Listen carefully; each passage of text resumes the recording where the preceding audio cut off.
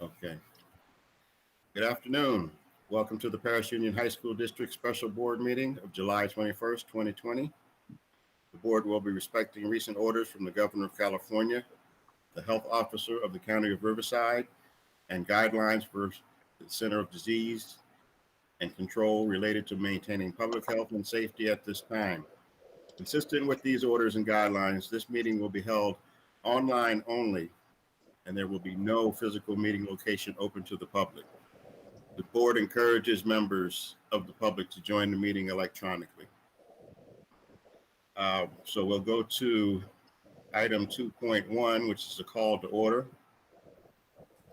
We're going to call this meeting to order at 4:01 p.m. I'm going to ask for a roll call to determine a quorum. So we'll start with Trustee Arau. Here. Trustee Garcia is absent. He'll be joining us. Trustee Freeman. Here, sir.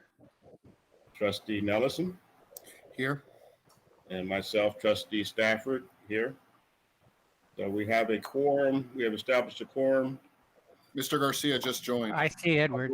Okay, here we go. So Mr. Garcia, Yes, sir. just want to know present or here. Present. I'm Okay, here. Mr. Garcia also present.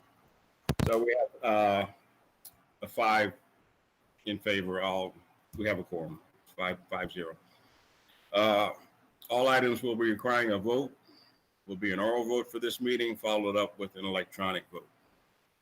So at this time, we're going to stand for the Pledge of Allegiance. Okay. So, ready, begin. I pledge allegiance to the flag of the United States of America and to the republic for which it stands, one nation, under God, indivisible, with liberty and justice for all. Okay, be seated.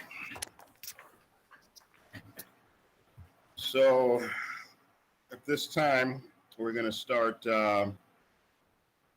with item 3.1, revision, adoption, and ordering of agenda. Do I have a motion to adopt the agenda?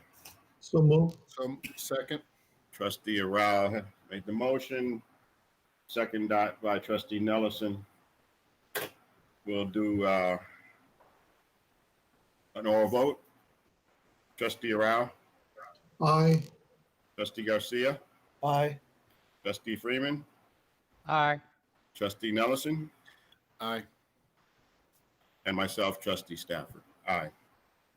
Upon roll call being taken, the vote was 5-0 in favor. And we can also vote electronically as soon as it comes up. So go to your IC board. There it is. Garcia, do you mind logging into ESB? I'm not in? Electronic School Board? Yeah, I just voted. Oh, you I've did? got everybody's vote. Oh, Mm-hmm. okay. That's So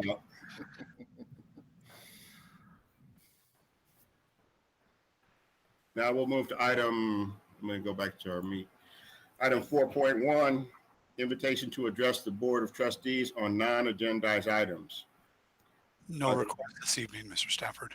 No, okay, so I don't need to read our statement, our card. Right. We'll move on to 5.1. Let me just shift to that.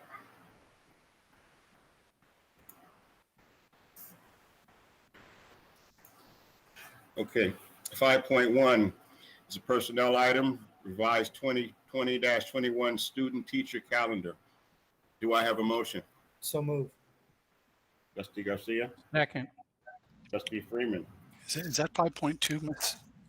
5.2 is on my, Oh, 5.1. We didn't do 5.1 yet, which Oh, is you're the approval of the memorandum of Yeah. understanding. oh, you're right. 5.1 on my board. Okay, Yeah, I have 5.1. let's go back. My fault. Go to 5.1, personnel. Approval of the memorandum of understanding between the Perris Union High School District and the Perris Secondary Educators Association regarding the modification of the 2020-21 school calendar. Do I have a motion? So moved. Second. Trustee Garcia, Trustee Freeman. Tony, I'll just jump in for a second there. Sure. I just want to share that we negotiated with the PSEA to get to this point. And this is what we talked about last week a little bit. We didn't have the MOU done, was moving the 2 professional development days that we had in October on 15th and 16th, I think it was, to August 5th and 6th, where we can help the teachers and give more professional development to get into the distance learning at a higher level. And they agreed with us to do that. So we didn't want to send the reason we had to have this special meeting is we didn't want to prematurely send any information out until the board had made a decision whether we go this way or not. Okay. So it's pretty much just an amendment of the MOU, correct? It's an MOU on the contract where we had agreed to a calendar where we had those PD days in October, and they agreed to move them to the front load them so we could do more work. But the rest of the MOU is already taken care of, correct? We have another one we're working on right now with them, but this was the more pressing one because we need to notify teachers, we need to notify parents of the change of the school year. Oh, what about the Thank you. pushback? Read about, I think it was in the weekly report about the two days delay so that they have the additional time. Wasn't there something about that? That I believe is this MOU that Yes. you get the start of school will be delayed until August 7th now instead of August 5th. Right. Yeah. Okay, I'm a little slow. Thank you. No problem. So is there training for the classified involved in this? A lot of them don't start work till October 4th. So we'll have some, but it's not going to be a huge one like we've had in the past. Oh, okay. Because all of them still aren't working too. We're doing a skeleton crew at each of the schools with classified members at this point. Okay, so I guess my question is, are they doing an MOU also? See us. Trustee Stafford, I know Kirk is working on an MOU with CSEA in that regard. Okay, so We're hoping to have that next week at the meeting on the 30th. okay, we have 2 questions. Dr. Arao was first there. Director, go ahead. Thank you, Trustee Stafford. Mr. Bennett, my question is, are we going to have an MOU with the classified staff? Because you said until October something they are going to come back. But we have instructional aides, and they played an important role providing services and support to our special ed students. Right, and we will have them doing the same professional development as their teacher they're working with on the days they're going to be working that week. So I think it's August 4th, 5th, and I'm sorry, Charles, what are the dates of that? The dates are, we start that Monday, but the specific dates that's on the MOU are the 5th and 6th. That's the Wednesday and Thursday. So the pairs will go into the same training as their supervising teacher. Trustee Nelson? Thank you. I did have a question. Are we scheduling some kind of training for the classified because we are still paying them? It is still a work day. Are we setting up trainings for them as well? Yeah. I mean, Yeah. Yeah. I'm sorry. Are you jumping in, Candace? unless you don't want me to. No, you're good. So the way this is a little bit different and not quite as timely, though it is timely for classified, is it already encompasses their work year for most of the employees. And so we actually have a meeting set tomorrow to start talking about what that professional development will look like for classified staff. It just in their case, in most of their cases, it just moves the PD days from October, which were work days for them, to August, which are work days for most of them. And so we have a strategy session for that planned for tomorrow. Okay, thank you. I just have one question.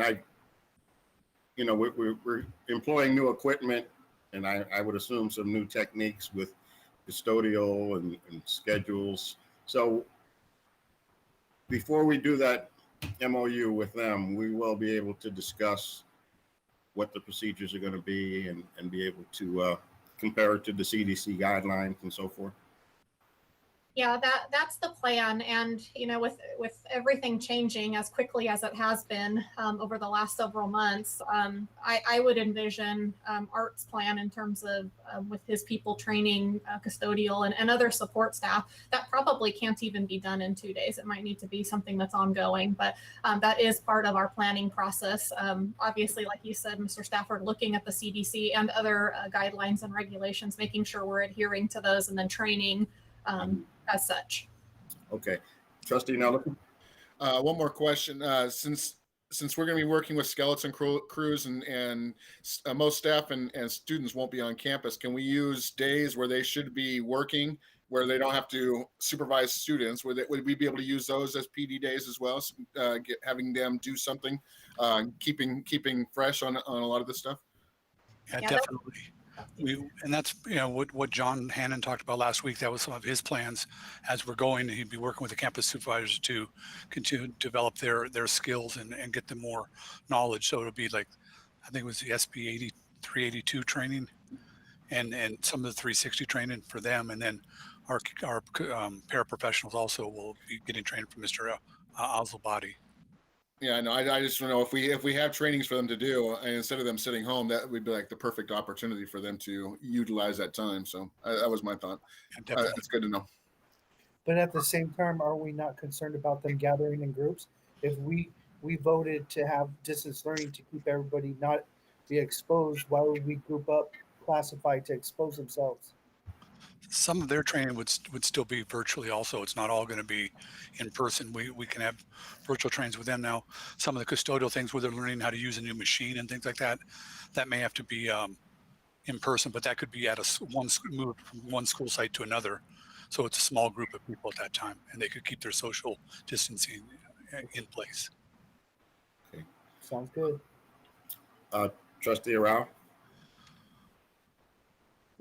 Thank you, Trustee Stafford. Mr. Bennett, you mentioned classified staff is going to report until October, in October. What are you talking about? What I was talking about is the professional development days that we usually have in October. That would be during their regular work year, and then we're moving those to front load the school year with those professional development days. Okay, So thank you. we haven't seen the MOU yet, so we don't know exactly what. The CSEA one we haven't. The one that we're looking at right now, it was on the agenda, and I emailed it to you last week also. Okay. One more question really fast. Yeah. Can we expect that MOU with CSEA next week when we're supposed to have our board meeting? That's what our goal is. It just depends how well the negotiation part goes with them. And we're looking at having a second one with PSC at that time also. Okay, thank you. Mr. Bennett, I don't know if this is the time, but I would like to propose, and I'd be willing to do a part of this, do an inspection of all the sites. It's something we normally do. A little concerned about when sites aren't used, the critters come out and they tend to take over the buildings, or, you know, just we want to make sure there's not a spider in the corner or things like that. Just I can attest to that. I was over at Paloma Valley yesterday dropping off library books, and I saw squirrels everywhere. yes. So that's an issue right there, I think. Yeah, the students aren't there to occupy that space, so they reclaim it. Yes, Mr. Stafford, if you wanted to walk the campuses next week, Okay. we could set up a time for us to get you over there, get you to each of the campuses. Okay. Maybe with Art and Ruben or even myself. If you need. And I would like to be involved in that as well if it's possible. That'd be great, Dave. Okay. Thank you. I don't know, Edward, if you had anything you wanted to look at security wise. Any ideas that you needed to do that type of thing for that? I don't know. They're going to be virtual with their I training. wouldn't mind, but I'm going to have to reach out to Mr. Bennett because I am working right now. Okay. And is any other interest Dr. Freeman or Dr. Rao? I think that both the two of you gentlemen could represent us very well, Okay. and the fact that we wouldn't have three would make it less problematic. Yes, we wouldn't have any violations. That would be a good one. Okay, so any more conversation on 5.1? One. We're still on 5.1. So I have a motion by Trustee Garcia and a second by Trustee Freeman. So we'll do an all vote. Are we ready? Ready? Okay, Trustee Arau, Aye. Trustee Garcia, Aye. Trustee Freeman, Aye. Trustee Nelson, Aye. and myself, Trustee Stafford. Aye. 5.1 passes 5-0 in favor. So we also will vote electronically. So if you go to your IC board, I can see it's already up. Okay, and the results are there, 5-0. Now let's move. Oh, it moved on its own. Okay. Let me go back to the meeting. 5.2. This is the personnel one. This is the revised 2020-21 student teacher calendar. Do I have a motion? So moved. Trustee Garcia? And I need a second. Second. Second. I think it was Trustee Arau. That's Is that fine. correct? Okay, do we have any, are we pretty clear on this? We were actually talking about this. Right. Yeah, this is just reflecting the 2 days being moved, correct? Correct. Okay. Everybody's good with voting? Going ahead with the vote? So we'll start with Trustee Arau, Aye. Trustee Garcia, You have to unmute yourself, Mr. Garcia. oh, Trustee Garcia, I knew that. Aye. Trustee Freeman, Aye. Trustee Nelson, Aye. myself, Trustee Stafford, aye. We'll do an electronic vote. Go to your IC, 5.2 is up. You can vote. 5.2 passes 5-0 in favor. Okay. We'll now go to 5.3, which is technology. Authorization to enter into agreement with T-Mobile for LTE hotspots funded through the Federal CARES Act Learning Loss Mitigation Fund in the amount of $480,000, not the general fund. So moved. So we'll start, I guess I jumped the gun there. we'll start with the motion. That's going to be Dr. Freeman Dr. Freeman and myself as a second, please. and Trustee Nelson. And okay. So before we vote, let's have the conversation on this. Do we have Joe? Yeah. Okay. I was going to turn it over to Joe. He did a little presentation. He put a little slideshow together to Okay. share with you. Good. You're muted, Joe. Yes, he is. All right, there we go. Technical difficulties. It's only 99 slides board, so just bear with me. Joking. I have better jokes than Randy. All right, can you see my screen? Yes. All right, so this technology update is kind of more or less in tune with what we've been doing with Scholar Plus. And I'm going to kind of bring you on a little roadmap and give you context about what we're doing and why we're doing it. And hopefully it'll address a lot of your questions, but I'm more than happy to answer any questions during or at the end.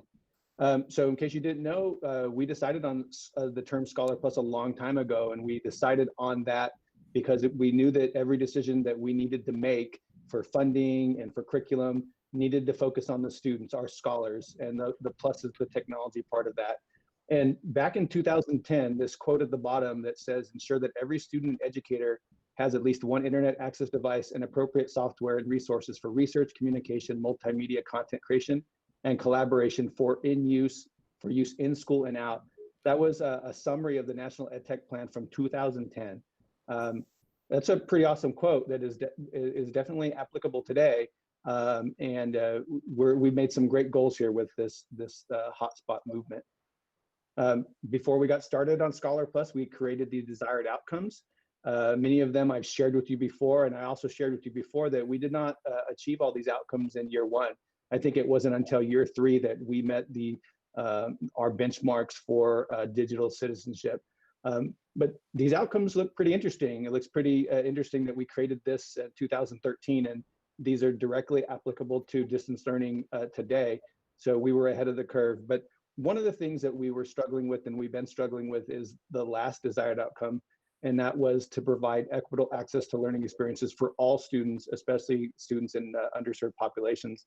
And part of that equity access was that we were doing a great job on campus and working with teachers to scope and sequence lessons so that they took advantage of the Wi-Fi on campus and didn't necessarily need Wi-Fi at home to complete their schoolwork. But we knew that was something that we were missing. So we've been working to try to bridge that gap. And so before I get to hotspots, I would kind of want to create a hierarchy of what we've been working on for low-income families with no connectivity.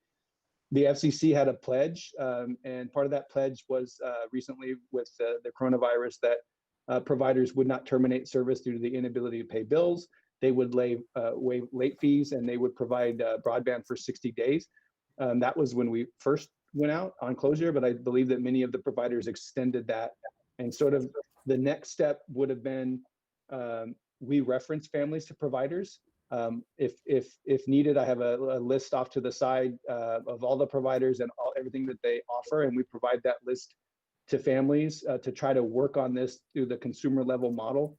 And that's providing connectivity to residences, and some of those are for families to get hotspots through their own plans. So the next thing that we've discussed with you is that we've partnered with Human IT to remove some of the barriers to be connected. So qualified families use Human IT as the liaison to help them bridge some of the communication gaps and some of the paperwork gaps. And Human IT matches them up with the provider that suits their needs at what they can pay. And they have specialists in Spanish and English. And you can also text them or email them or call them. And that was another barrier that we had worked on. So recently, we estimated a percentage of our students have no connectivity, or maybe it's just inadequate, for what we're having them do. And so this contract that we're bringing forth to you today, seeking your approval, is for hotspots. And we're going to be creating a high need list and students who are on free or reduced lunch. And they should have explored the other options first that I shared with you above before we get to this point. And we're going to create a priority list and work through it. And these devices, they provide a secure and filtered internet connection. Why that's important is that you can't just hand a hotspot to a student or to a family and move on your way. We are required to filter them. And on our Chromebooks are filtered, two different types of filters. But if you just hand a hotspot to somebody, they could pull an old iPad or tablet out and get connected, and they would have free reign. And we're not about that. So this T-Mobile contract also it's filtered. And in case you had a question, this is for PUHSD and CMI students. But we're talking equity access, and we're talking about teaching and learning. And I was mentioning to Grant earlier that we're at a point in time where, before, if the teacher didn't know it, the student didn't learn it. But now with access to information, and now with hotspots at home, students' access to information is their collaboration. They can become creators, publishers, and it's a force multiplier, and it creates student autonomy. And we were able to handle those things on campuses, but now we're able to handle those at home. And specifically towards the last board meeting, the questions that the board asked about our most at-risk students, our ELs and our SPEDs, and the technology can provide multiple ways of representation. So it's not just taking the test, it's not just answering the questions. Students can use technology to prove their understanding in different ways to express themselves, and also allows tools for primary and secondary language.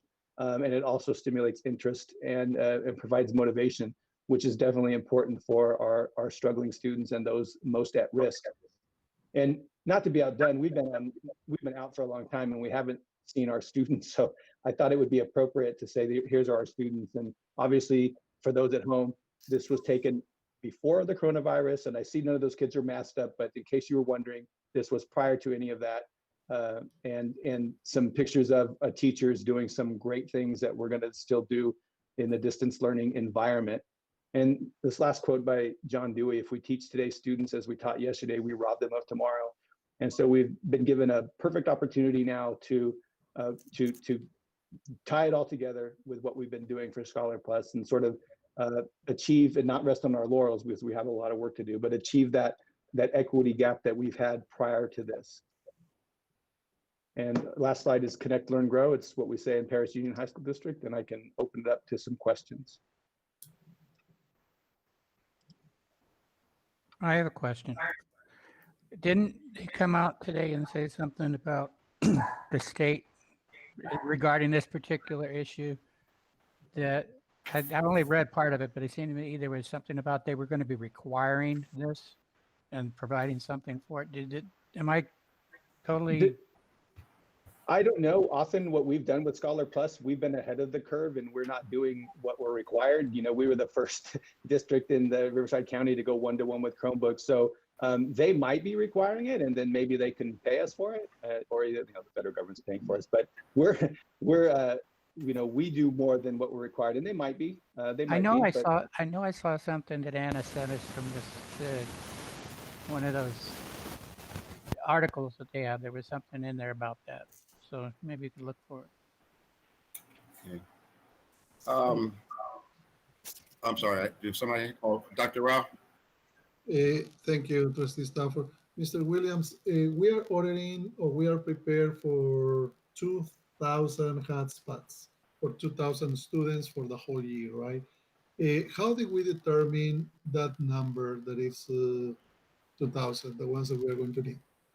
So this is interesting, and you might know this. Before we with Scholar Plus, and we were the state switched to SBAC testing on computers, we had surveyed our families about do they have adequate broadband at home, and do they have connections at home, and the question was asked back then in two ways: do you have any, or do you have enough? And back then it was a rough number was 20%.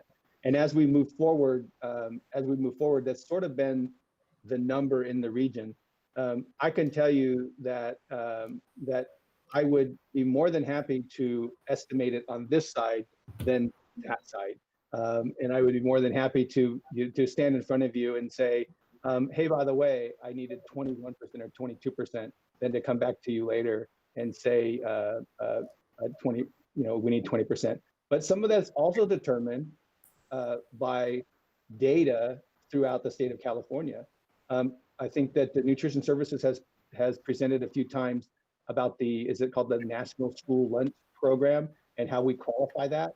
So we have the free and reduced lunch program. This district now qualifies for the National School Lunch Program, which means we have a very, very high number of low socioeconomic and families on free and reduced lunch.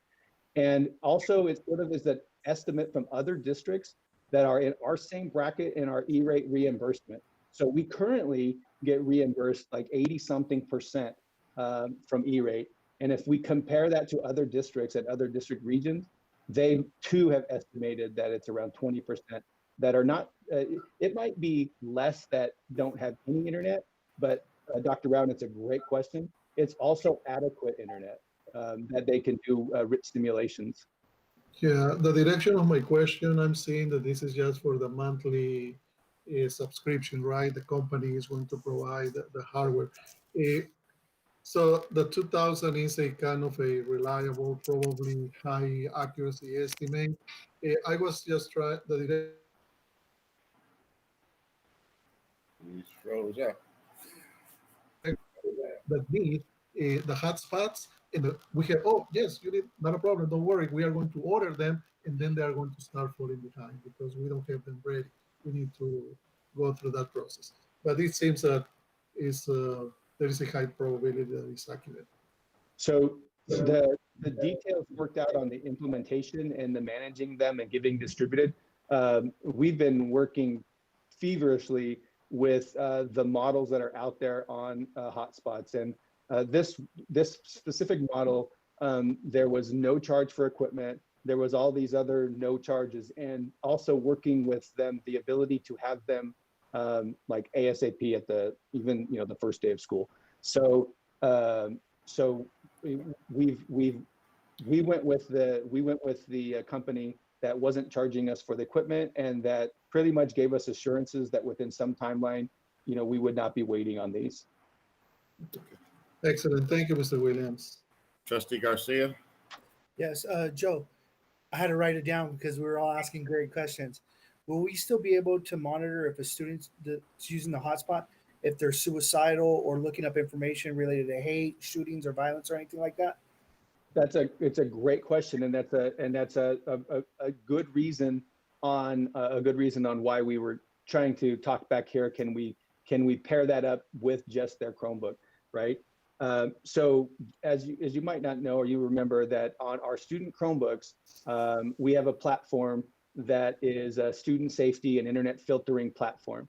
And that student safety and internet filtering platform does a number of things and blocks students from getting the bad stuff, but it also triggers an automated computer-based alert system when the browsing behavior is, reaches a certain peak. We also have another platform that is actually staffed.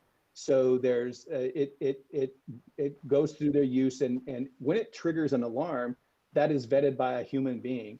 And if it's just a regular self-harm thing, or kids wanting to get in fights or whatever they're doing, it is a low-level alert. But the high-level alert is sent by a human being, and a human being says that this is extremely hot, and then they also text 3 of us. I won't tell you the names, but I'm one of them. But they text 3 of us no matter what time it is. And just so you know, that's the only number on my phone that will ring through when I'm asleep.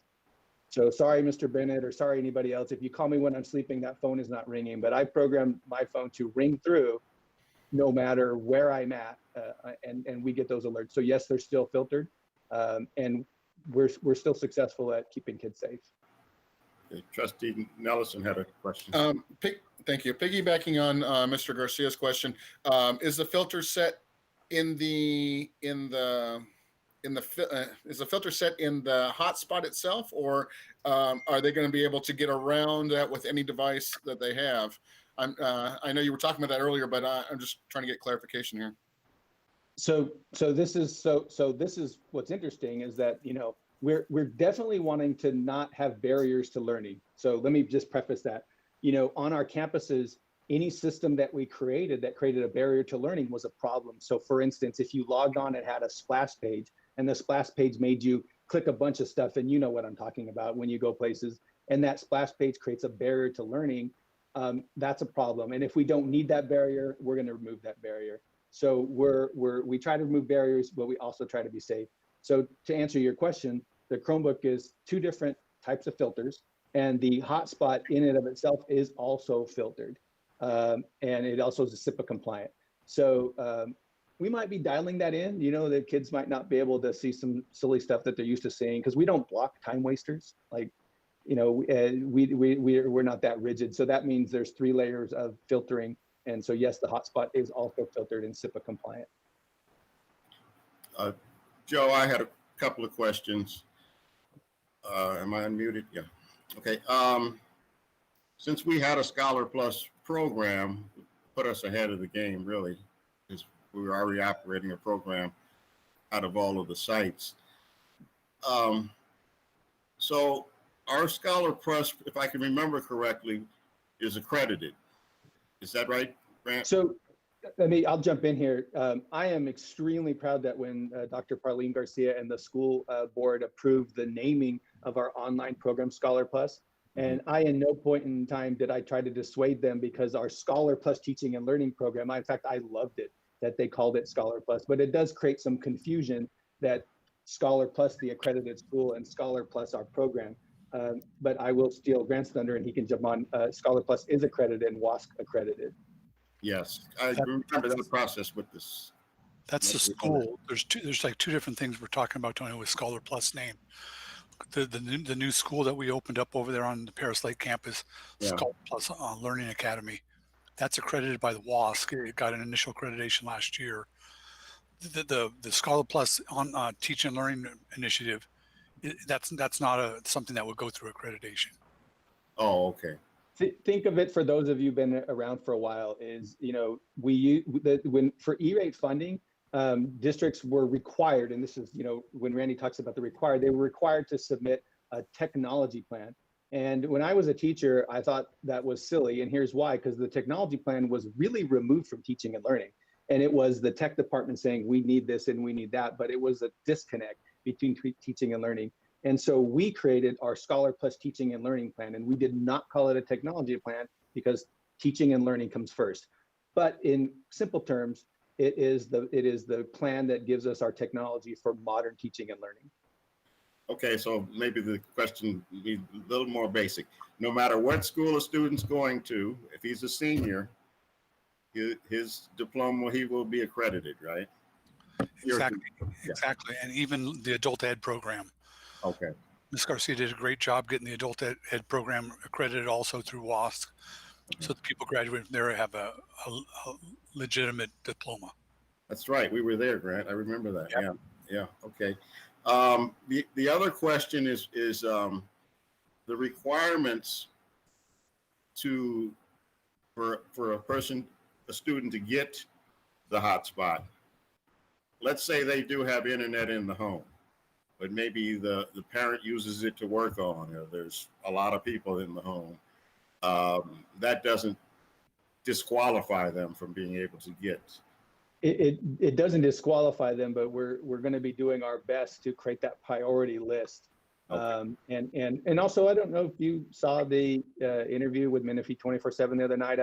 I had mentioned that this does kind of push us outside of the mandate of education in a way, so to speak, although we're more than happy to do it. And, I believe that we're not the only people who should be solving this problem. I think the federal government should solve this problem, and I think that they should allow us to purchase Chromebooks that are LTE capable and that come with a data plan. And that's what they would be connected anywhere and any place.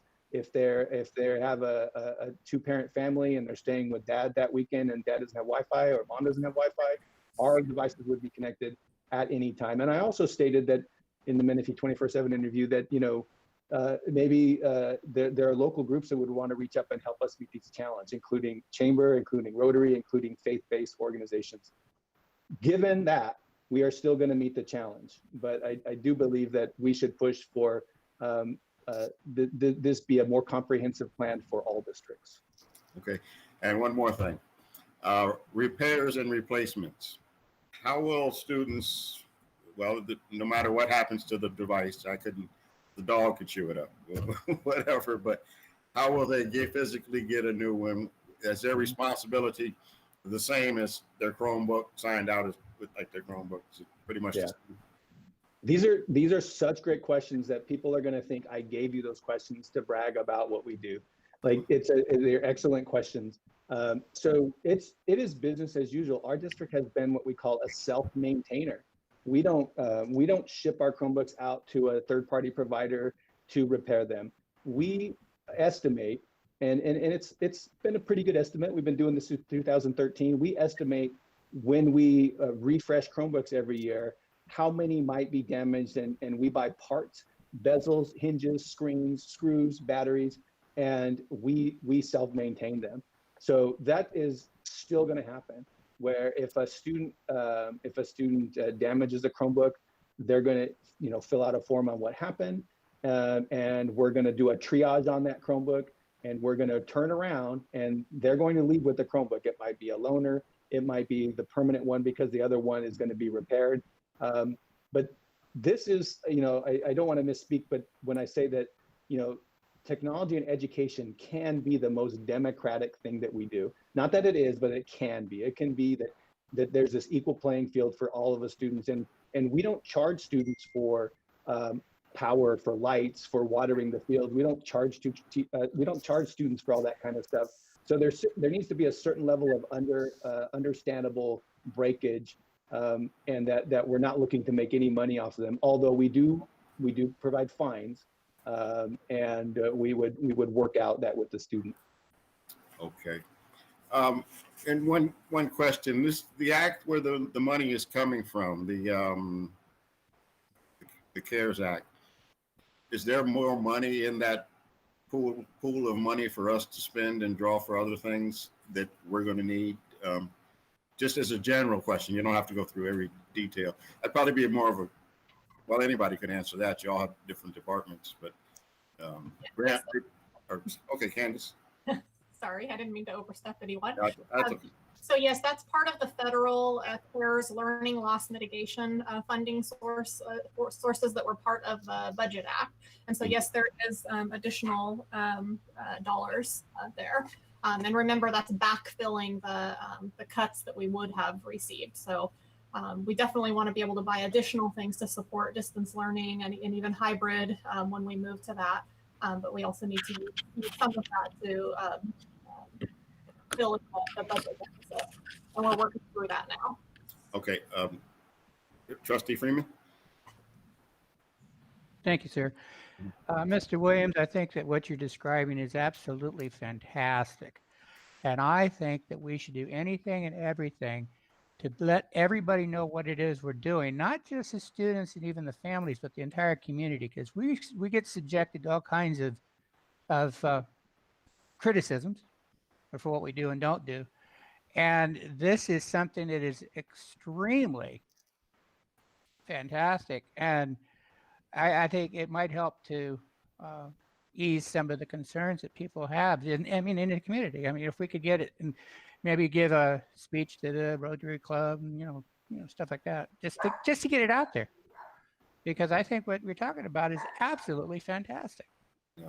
Well, when we went one-to-one with Chromebooks, we also told people that in some cases, this was the first device in that family and the only device in that family. And we have not discouraged parents from using the student's Chromebook. Here is an example, that we had a parent who just refused to allow a kid to check out a Chromebook, and the math teacher said, they just don't want to. They don't want to take responsibility. And we worked with the parent and allowed them to know, like, it's okay if it breaks. We're going to work on it. We're going to do this. And the story about the mother is that she didn't want to subject themselves to fees because she was currently unemployed and they had no Wi-Fi at home. And the next time I saw this student, the good news was they allowed them to check out the device. And not only did they allow them to check out the device, the mother went to Starbucks to work with the daughter to do homework at home, and in Starbucks used that computer to apply for a job and got a job. And on the first paycheck, got Wi-Fi at home. So we're providing these devices for families. I would love to see this reported in the LA Times. Well, we have yesterday's video I have to finish watching. I think I left off, you were talking, Jim. I'll go back. I'll go back. It was on the phone and I wanted to watch it. The computer. Watch it full screen then. Oh, okay. But I definitely will watch that.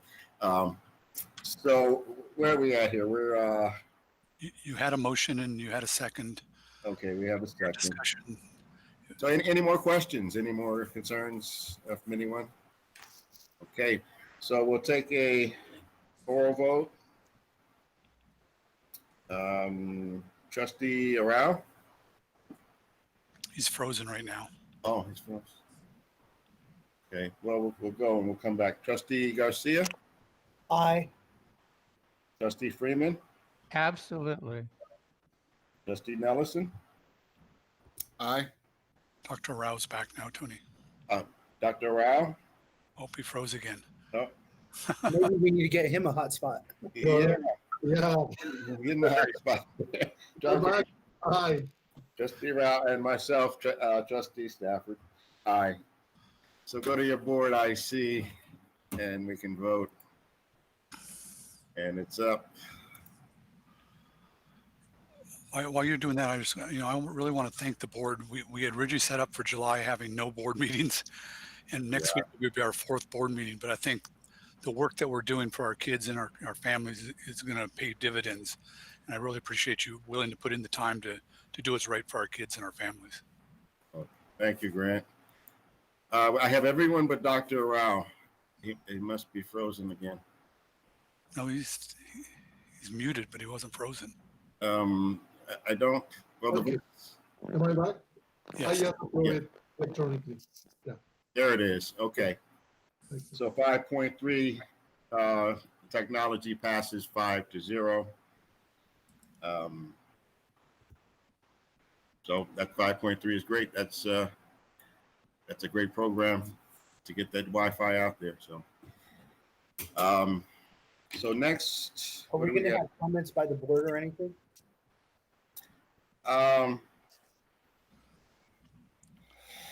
You could do that if you do adjournment as each person before they vote, they can make their public comment if they'd like to at that time.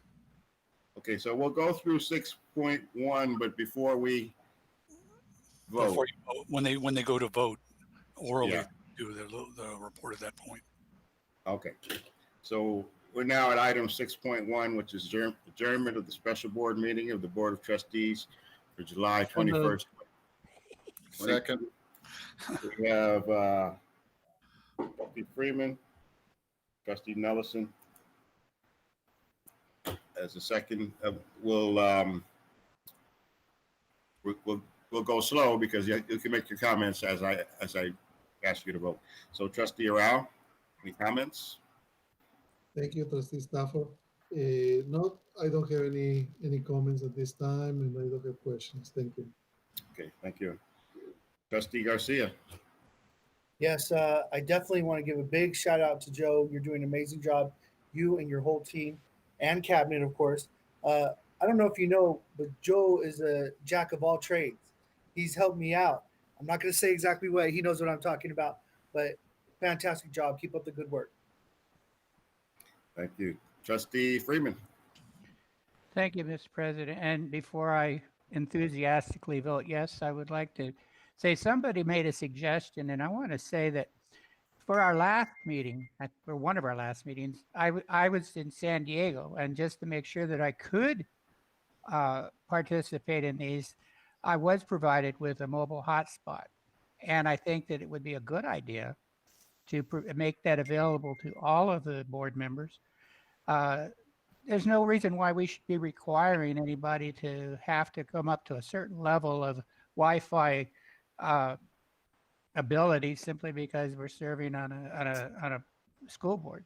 So if it's at all possible, and if they want it, I think we should offer it. I mean, that way, if somebody is going away again, like I did, that they are able to fully participate. Thank you. I think let's step back. Well, let's go to Trustee Nelson. We're still gonna have to vote. So, I thank you, and I do vote aye for the adjournment, but I don't have any extra anything else to say today. Thank you. okay. Did I get an aye from Trustee Rao? Dr. Rao, did I get? I needed an aye. From you. Aye. Hi, Trustee Stafford. Okay. Trustee Garcia. I just needed an aye from you. Aye. Okay. Trustee Freeman. I gave you 2 eyes, a nose, and a liver. Ayes. Okay. We just need one. Well, we do need 2 ayes. Okay. And Trustee Nelson is aye. And myself, I also would like to thank you for the information and coming up with the solution so quickly and making these things available to the people that don't have it, or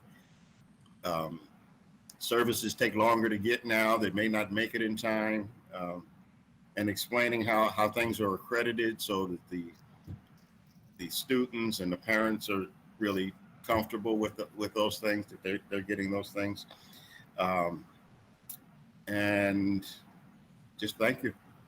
And my vote is aye.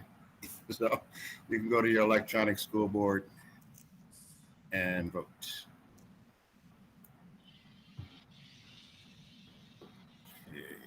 Okay, the vote is 5 in favor, 0. That's 5-0 in favor, 5.3 technology. Let's go to item 6.1. That's what you just did, Tony. Oh, that's right. I keep looking back at that technology. I'm going backwards. You need adjourned at 4:50. So we're adjourned. Wait a minute. Okay. So this meeting is now adjourned at 4:50 p.m.